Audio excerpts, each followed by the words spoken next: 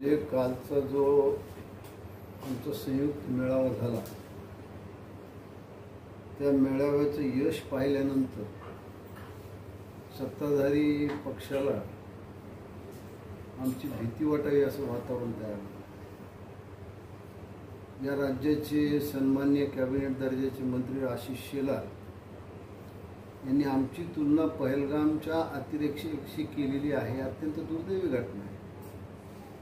एका मराठी माणसाला एक अमराठी माणूस काहीतरी बोलतो आणि त्याच्यावर एक छोटासा वाद होतो। त्या वादाचं अशा पद्धतीने त्यांनी जे स्वरूप दिलेलं आहे ते अत्यंत चूक आहे। पहलगामची तुलना तुम्ही आमच्याशी कशी करता? आशिषजी तुम्ही विसरलात, काश्मीरमध्ये तुम्ही कुणाबरोबर सरकार स्थापन केलं होतं? पहलगामचे जे अतिरेकी आहेत ते का नाही सापडले अजून? एका किरकोळ वादाला तुम्ही तुमच्या राजकारणासाठी एक प्रादेशिक वाद किंवा एक भाषेचा वाद तयार करता हे तुमच्याकडून अपेक्षित नाही आहे। पण आता तुमचं दुर्दैव असं आहे की तुम्हाला हा वाद निर्माण नाही केला तर तुमचं राजकारण यशस्वी महानगरपालिकेत होणार नाही।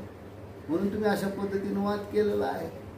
तुम्ही सभ्यता सगळी मोडलेली आहे आणि अशा पद्धतीने तुम्ही भारतीयावरच अतिरेकी आहेत आणि महाराष्ट्रातल्या माणसावर एक मराठी माणूस आम्हाला अतिरेकीची तुलना करतो।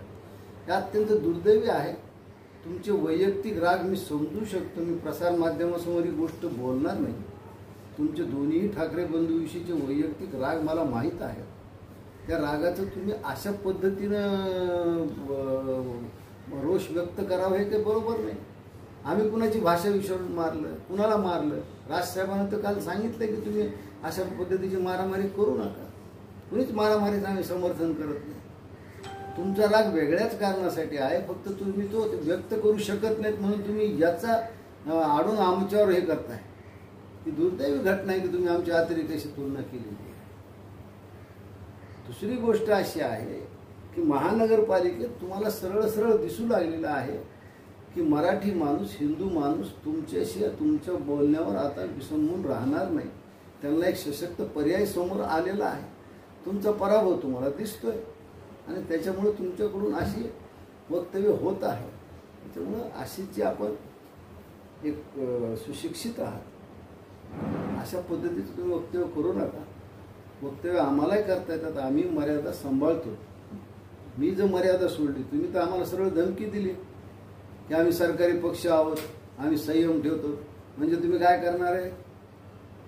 तुम्ही कुणाचा आधार घेणार? पोलिसाचाच घेणार आहेत ना। आशिष शेलार, तुम्हाला या प्रश्नावर कुठे जाहीर चर्चा करायची आहे? मुंबईच्या कुठल्याही चौकात, कुठल्याही सार्वजनिक ठिकाणी किंवा कुठल्याही प्रसार माध्यमावर तुम्ही या, मी येतो, आपण याची सगळी चर्चा करू। आहे का तुमच्यात हिंमत? तुम्ही स्थळ सुचवा, तुम्ही तुमची वृत्तवाहिनी सुचवा, तुम्ही सगळे रिपोर्टर बोलवा, मी येतो आणि मग चर्चा करू आपण। हे काय वाक्य तुमचं की आमच्या अतिरेक्याशी तुलना करताय? अरे ज्यांनी गोळ्या घातल्या, धर्म विचारून गोळ्या घातल्या, आम्ही असं काही केलं नाही। एक किरकोळ भांडण आहे, ते भांडण मिटलं सुद्धा होतं। तुम्ही भारतीय जनता पक्षाने त्याला हवा दिलेली आहे। काय बोलताय तुम्ही? तुमचा का राग आहे मला माहिती, मी प्रसार माध्यमासमोर बोलत नाही।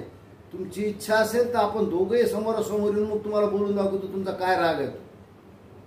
त्याच्यामुळे इथून पुढे तुम्ही वक्तव्य करताना सांभाळून करा। माझा संयम सुटला तर तुम्हाला अवघड जाईल।